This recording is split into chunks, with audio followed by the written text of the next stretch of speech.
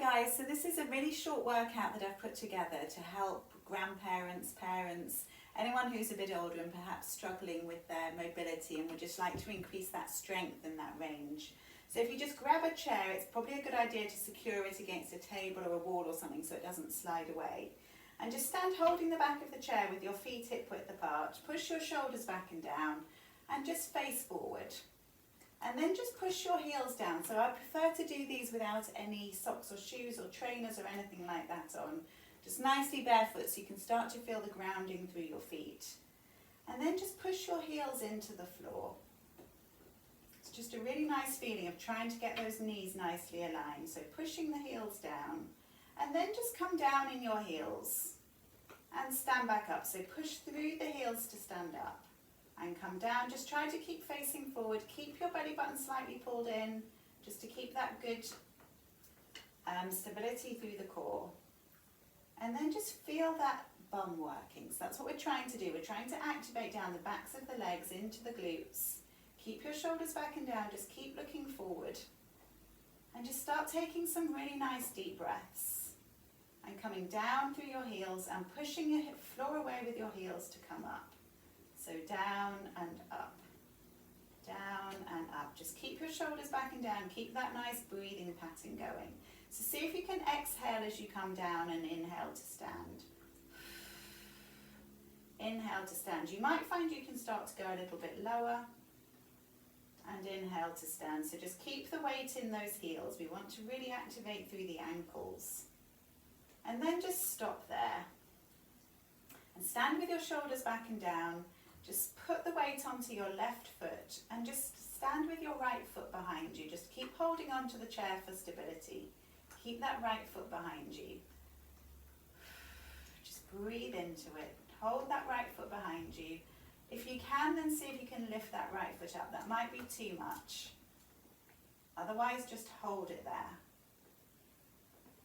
And raise the foot if you can. If it's too much, just hold it there. Still elongating all through the back of your leg. And then just bring that foot back underneath your hip and take the left foot behind you. So start pushing the weight into your right foot and just stand with that left foot behind you. So again, if that's enough, just hold it there. That's putting quite a lot of pressure into your right foot. So push down with the heel. Keep your shoulders back and down. Keep looking forward. Just keep your belly button pulled in. And if you want to, if you can, then lift that right leg. If not, then just keep it on the floor and just feel that stretch forming through the back of your leg. Really breathe into it. Nice deep breaths. And then just bring that left foot underneath your hip. So you're just standing with your feet underneath your hips and your shoulders back and down. And then just move away slightly from the chair. So just create a little bit more of a gap between yourself and the chair. But keep holding on to it, it's just good for stability. And then we're going to start coming up onto the toes on the right foot. So push that left foot down. You're just lifting your right heel up. And then push it down. And then lift your left heel up. So just coming up onto the toes and push it down.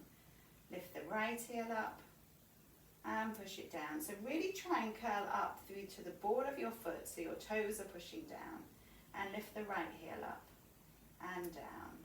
The left heel up, just as high as you can go with that heel. It depends on the mobility through your toes.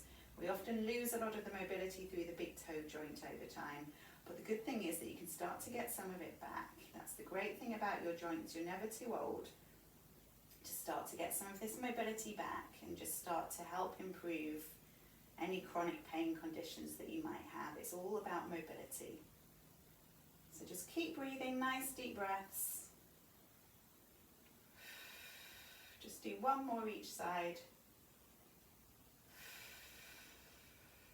Okay, and then just turn so that you've got the chair on your left-hand side.